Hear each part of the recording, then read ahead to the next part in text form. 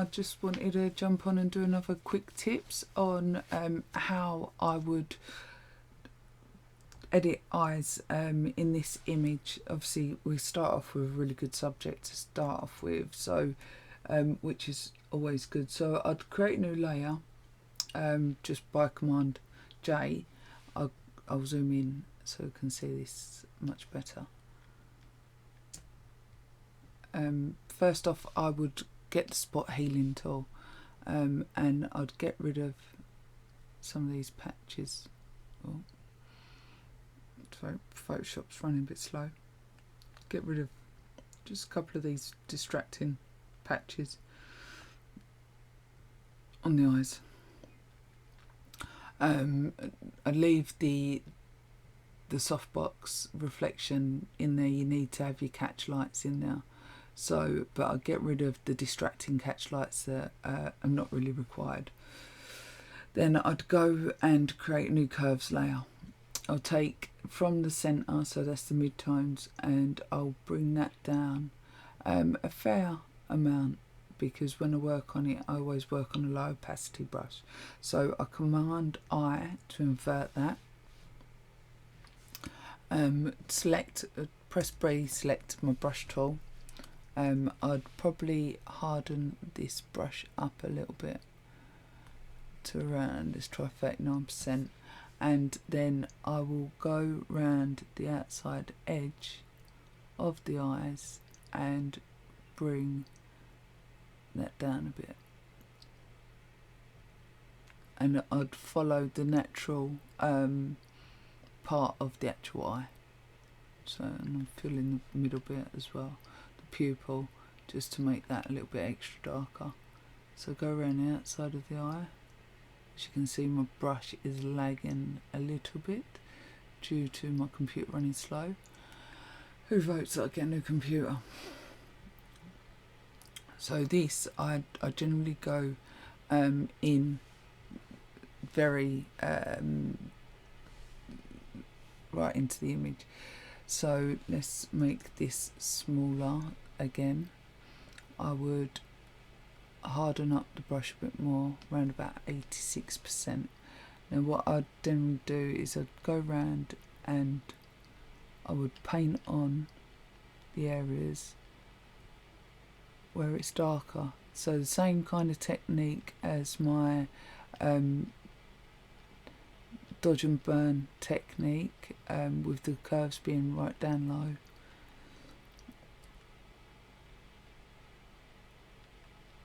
And I'll just go around the whole of the eye and make sure that I'm filling in the same dark patches as what's already there. You don't really want to be creating new. You want to enhance what is there at the moment. So go over to the other side and I'll do the same now. And when you look closely at eyes, everything is, they always come in like going lines. It's all little tiny lines that are joined together. So the ones from the inside of the pupil go outwards, and then you've got ones from the outside that go in. So I generally follow the lines through.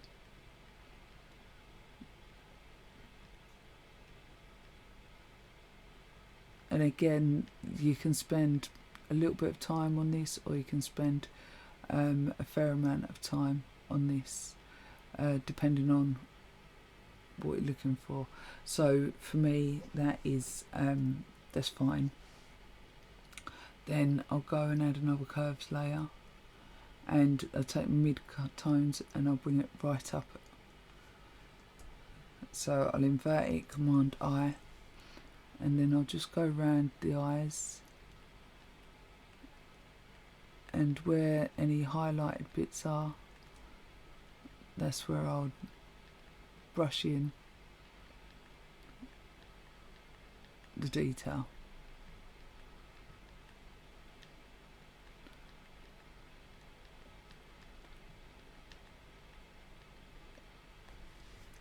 Let's go over to this side.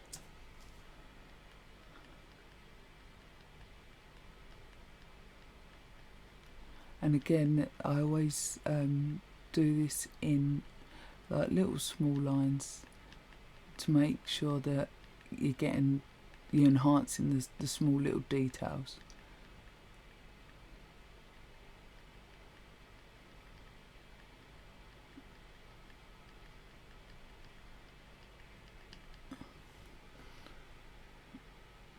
So once I've done that, same again as my dodge and burn, I'll click on the curves layer, let's go, and I'll just feather them a little bit until it blends the edges slightly.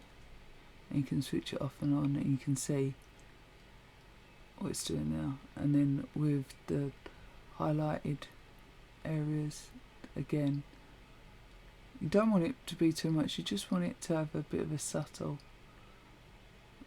Generally I bring the eyes up all together, group them together.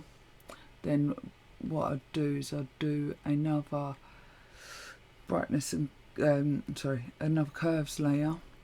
I'll bring this up a bit, Command I, and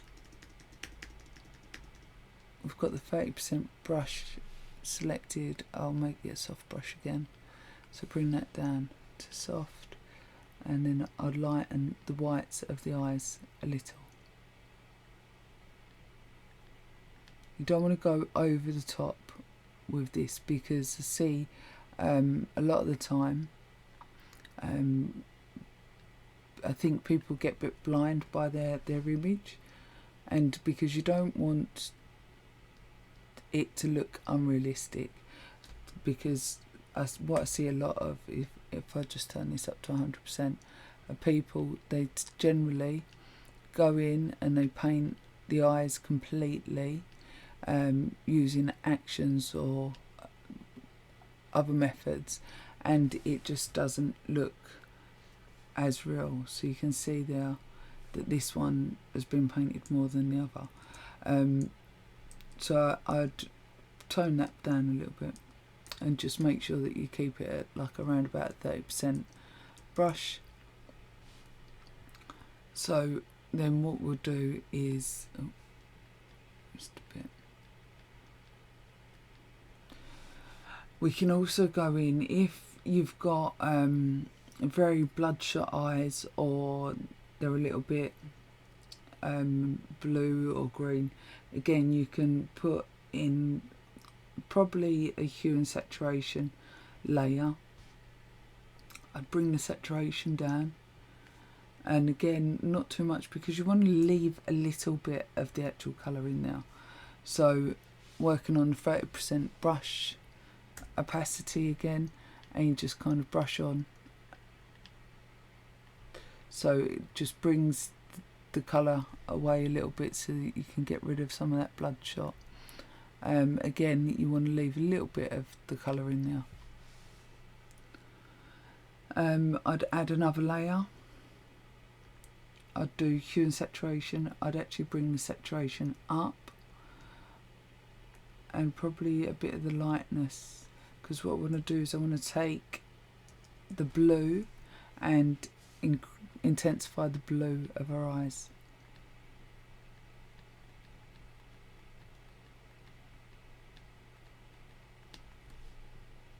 So I always check as well to see the difference before and after as I'm doing this.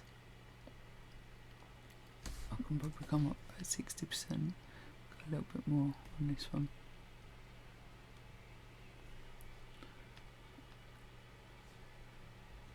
So again, I'll group these. Then what I do is I never flatten my images. I've said this in my videos before. I actually do a stamp layer of them, so which is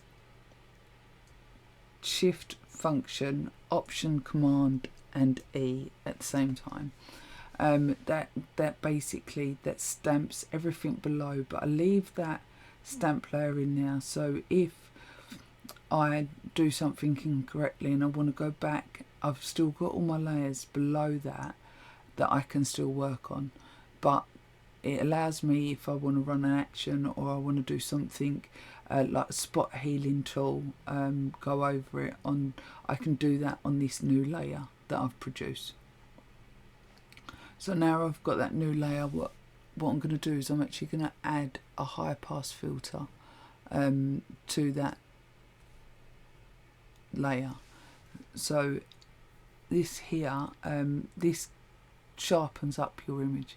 So I'm looking for the detail in and around the eyeball or the eyes here to bring them up and make them a little bit more sharper. I'm going to go with around there. So then we go to the blending mode, and we can either go soft light or linear light's too much for this, so we'll go soft light, blend it with soft light. Then I would add a layer mask onto that, because you don't necessarily want the whole image having that same sharpen effect on it. I just want it applied to the eyes. So we go and we command I to invert the layer, and then I'll just go and I'll paint on with my brush. I can leave it around about 60% and see how that comes out.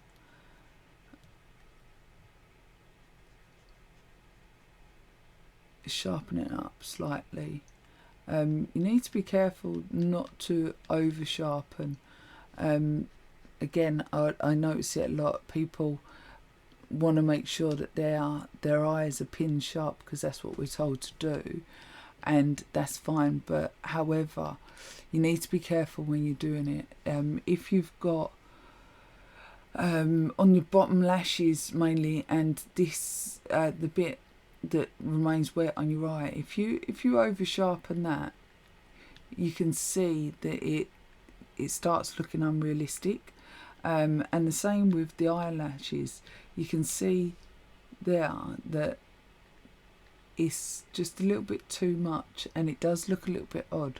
So generally I try and move away. I'll just do a little bit of the eyelashes just to darken them down a little bit and bring them out slightly, but I'm always very careful that I don't do along the lids of the eyes. So let me just cross that and get rid of that put on there, and also along here that put on there. It's X.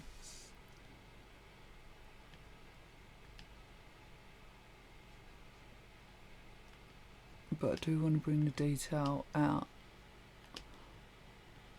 on the actual eyes. So, and that'd probably be it that I do on the eyes. So if I just group all of these together a moment, so that's the image before, that's the image after. So you can see that the eyes have popped a fair amount, brought them up. And it's always good to go back and have a look at the originals to make sure that you could look at it and think, no, maybe I've whitened it a little bit too much, or maybe I've over sharpened it here. And you can go back and look at that and make your corrections quite easy. So that's it for today's tips. Thank you ever so much for watching, and don't forget, any questions, please feel free to ask in the comments below, or come join our Facebook group and ask questions in the group.